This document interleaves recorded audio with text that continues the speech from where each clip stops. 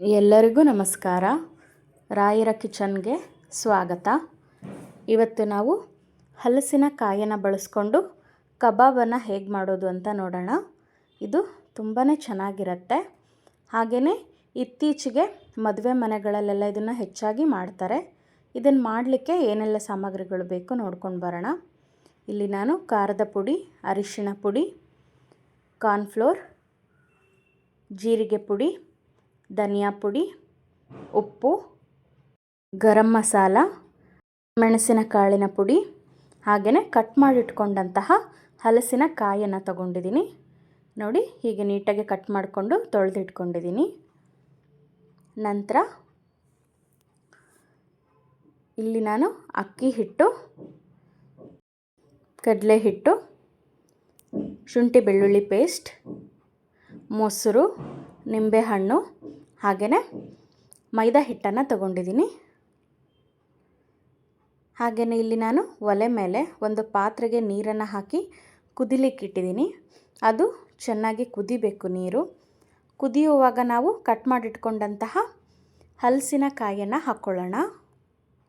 ನೋಡಿ, ನಿಮಗೆ ಯಾವ ಸೈಜ್ ಬೇಕೋ ಆ ಸೈಜ್ ನೀವು ಕಟ್ ಮಾಡ್ಕೊಳ್ಳಿ. ಹಾಗೆಯೇ ಇದು ಚೆನ್ನಾಗಿ ಸ್ವಲ್ಪ ಬೇಯೋವರೆಗೂ ಕುದಿಸ್ಕೊಳ್ಳೋಣ. ತುಂಬ ಹೊತ್ತು ಬೇಯಿಸೋ ಅಗತ್ಯನೂ ಇಲ್ಲ.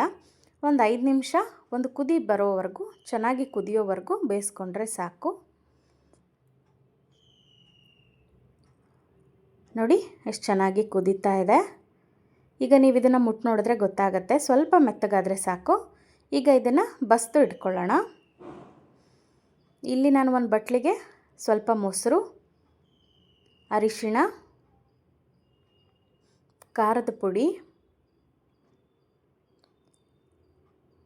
ಜೀರಿಗೆ ಪುಡಿ, ಧನಿಯಾ ಪುಡಿ, ಗರಂ ಮಸಾಲ ಹಾಗೆ ಕಾಳು ಮೆಣಸಿನ ಪುಡಿಯನ್ನು ಹಾಕ್ಕೊಳ್ತಾ ಇದ್ದೀನಿ. ಹಾಗೆಯೇ 1 ಸ್ಪೂನ್ ಶುಂಠಿ ಬೆಳ್ಳುಳ್ಳಿ ಪೇಸ್ಟನ್ನು ಹಾಕ್ಕೊಳ್ತಾ ಇದ್ದೀನಿ. ಹಾಗೆಯೇ ಸ್ವಲ್ಪ ಕಾರ್ನ್ಫ್ಲೋರ್, ಸ್ವಲ್ಪ ಅಕ್ಕಿ ಹಿಟ್ಟು, ಸ್ವಲ್ಪ ಮೈದಾ, ಸ್ವಲ್ಪ ಕಡಲೆ ಹಿಟ್ಟು, ಹಾಗೆಯೇ ನಿಂಬೆ ರಸವನ್ನು ಕೂಡ ಹಿಂಡ್ಕೊಂಡು ಚೆನ್ನಾಗಿ ಮಿಕ್ಸ್ ಮಾಡ್ಕೊಳ್ಳಿ.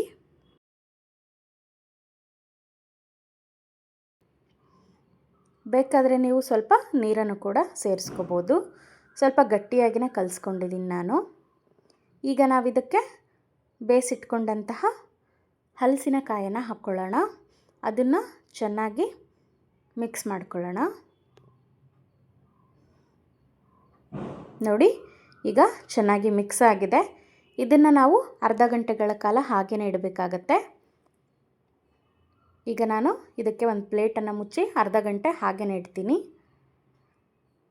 ನಂತರ ನಾನಿಲ್ಲಿ ಒಂದು ಬಾಣಲೆಯನ್ನು ಇಟ್ಕೊಂಡಿದ್ದೀನಿ. ಅದಕ್ಕೆ ಸ್ವಲ್ಪ ಎಣ್ಣೆಯನ್ನು ಹಾಕಿ ಎಣ್ಣೆನ ಕಾಯ್ಲಿಕ್ಕೆ ಬಿಟ್ಟಿದ್ದೀನಿ. ನೋಡಿ, ಎಣ್ಣೆ ಇವಾಗ ಕಾದಿದೆ. ಇದಕ್ಕೆ ನಾವು ಹಿಟ್ಟಲ್ಲಿ ಕೋಟಾಗಿರುವಂತಹ ಹಲಸಿನಕಾಯನ್ನು ಒಂದೊಂದಾಗಿಯೇ ಹಾಕ್ತಾ ಹೋಗೋಣ.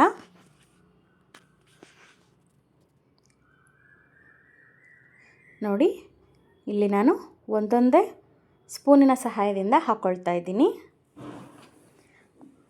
ಹಾಗೆಯೇ ಇದನ್ನು ಮಧ್ಯೆ ಮಧ್ಯೆ ಹೀಗೆ ಮೇಲೆ ಕೆಳಗೆ ಮಾಡಿ ಚೆನ್ನಾಗಿ ಬೇಯಿಸ್ಕೊಳ್ಳಿ.